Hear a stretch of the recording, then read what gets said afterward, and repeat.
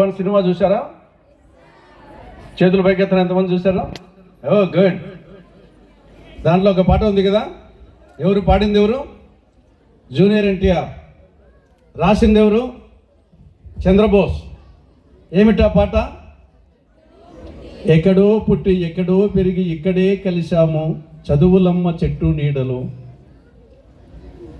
వీడలేమంటూ వీడుకోలంటూ వీడిపోతున్నాము, చిలిపితనపు చివరి మలుపులో, we miss all the fun, we miss all the joy, we miss you. సినిమాలో చాలా అద్భుతమైనటువంటి పాట. ఈ యొక్క సన్నివేశానికి బ్రహ్మాండంగా సరిపోతుంది. కాబట్టి మీరందరూ అటువంటి అనుభూతితో ఉన్నారు. ఒకటేమో ఈ స్కూల్లో విడిపోతున్నామే, ఇంతమందిని విడిపోతున్నామే అనేది ఒకవైపు. రెండవది 10th క్లాస్ రేపు మార్చి 16 నుండి ఎగ్జామ్స్ ఉన్నాయే, అది ఎలా అనేది ఒక రెండవది. ఇంకా మూడవది, ఆ ఎగ్జామ్ తర్వాత నెక్స్ట్ విశాల ప్రపంచంలోకి ఒక స్టేజ్ నుండి ఈ విద్యార్థి దశలో మరొక స్టేజ్కి పోతున్నారు. కాబట్టి ఈ యొక్క 3 సన్నివేశాలు, ఒకటి ఈ సన్నివేశం, రెండవది ఎగ్జామ్స్, మూడవది భావి జీవితం ఎలా ఉంటుందో అని చెప్పేసి ఒక విధమైనటువంటి సందిగ్ధ వాతావరణంలో మీరందరూ ఉన్నారు. కాబట్టి మీరందరూ ఏం కోరుకుంటున్నారు? జీవితంలో సక్సెస్ కోరుకుంటున్నారు. ఏం కోరుకుంటున్నారు? సక్సెస్. 10th క్లాస్లో సక్సెస్, తర్వాత జీవితంలో సక్సెస్. సక్సెస్కు స్పెల్లింగ్ ఏమి? SUCCESS. సక్సెస్కు స్పెల్లింగ్ SUCCESS. ఎన్ని అక్షరాలు ఉన్నాయి? ఎన్ని అక్షరాలు? 7 అక్షరాలు ఉన్నాయి. ఆ 7 అక్షరాలను మీరు అమలు జరిపితే ఖచ్చితంగా మీరు జీవితంలో సక్సెస్ అవుతారు, మీరు విజేత అవుతారు. మొదటి అక్షరం ఏమి? ఎస్. ఎస్ అంటే సెల్ఫ్ కాన్ఫిడెన్స్. ఎస్ అంటే సెల్ఫ్ కాన్ఫిడెన్స్, ఆత్మవిశ్వాసం.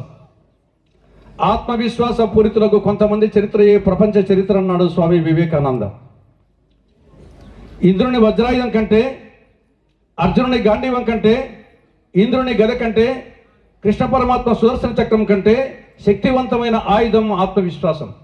అది మీకు కావాలి. కాబట్టి నంబర్ 1 ఏమి?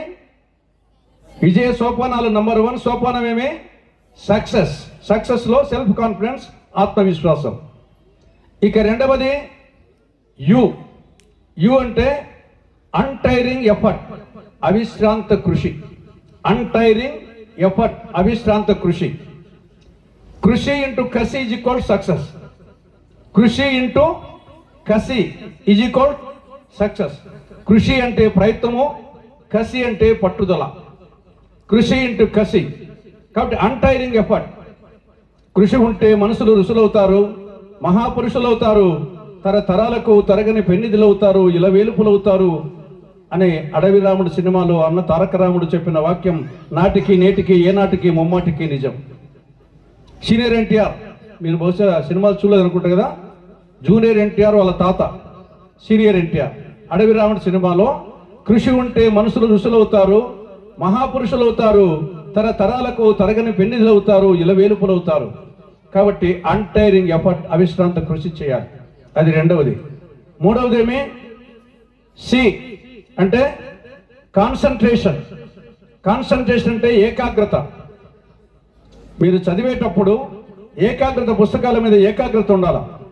ఏ విధంగా అర్జునుడైతే మత్స్యయంత్రాన్ని ఛేదించేటప్పుడు ఏకాగ్రతను ప్రదర్శించాడో అటువంటి ఏకాగ్రత మీ స్టడీస్ మీద ఉండాలి.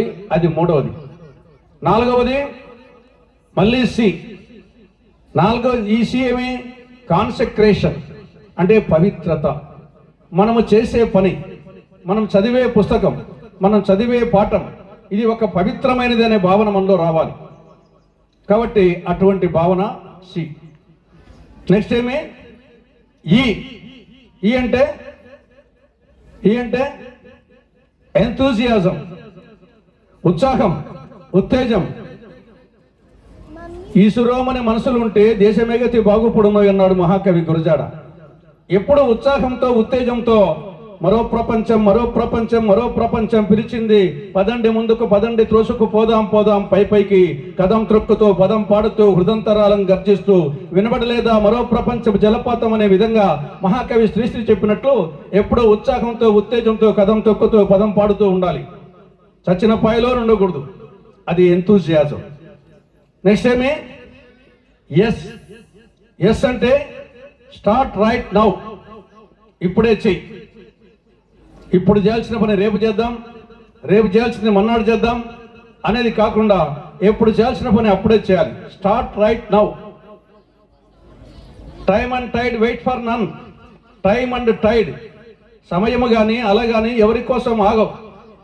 కాబట్టి సమయం అమూల్యమని ప్రాజ్ఞులు ఎరుగుదురు. కాబట్టి సమయం వేస్ట్ చేయకూడదు. అది ఎస్.